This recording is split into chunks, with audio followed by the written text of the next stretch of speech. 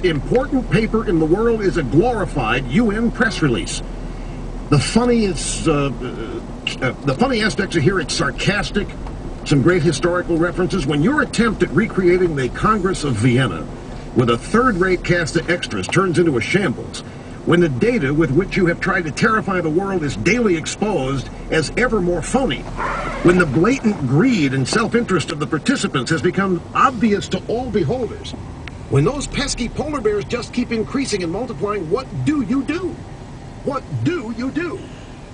Well, there's no contest. You stop issuing 3 rainforests of press releases every day.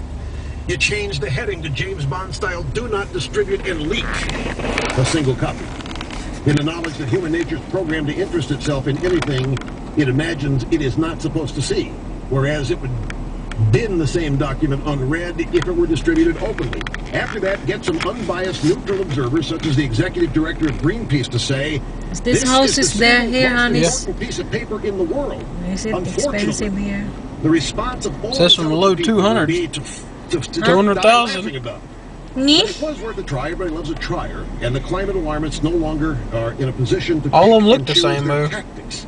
Yeah. But boy, was this crass or what? I wouldn't want one of them. Look how small they are. Revealing that even I mean, if the they look good, but I mean, look, you ain't got no yard. Every house looks exactly the same. The Earth will still fry on a 3 degrees Celsius temperature rise in it's like it's the same kind of house. Scare tactic to extort more cash from taxpayers.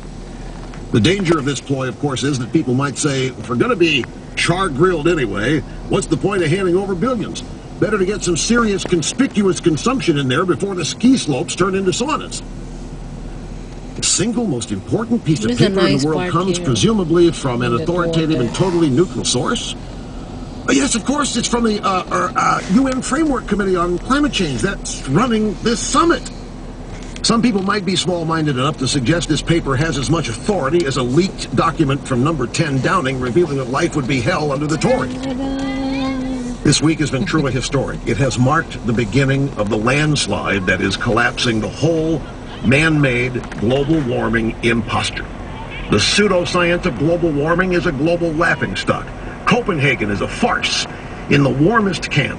The main man is a railway engineer with huge investments in the carbon industry. That says it all.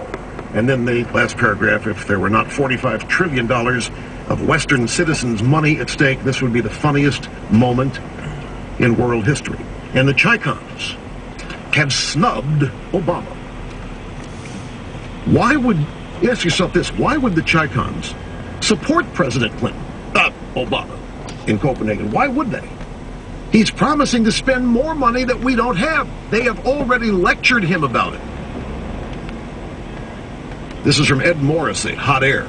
Perhaps Barack Obama saw his arrival in Copenhagen today as the moment when the rise of the oceans began to slow and our planet began to heal. But it turns out it wasn't even the moment when nations began to pay attention to it.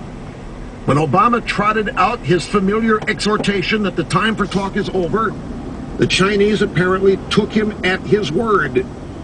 There's no time to waste, Obama said. Now I believe it is time for the nations of the world to come together behind a common sense purpose. There has to be movement on all sides, but action was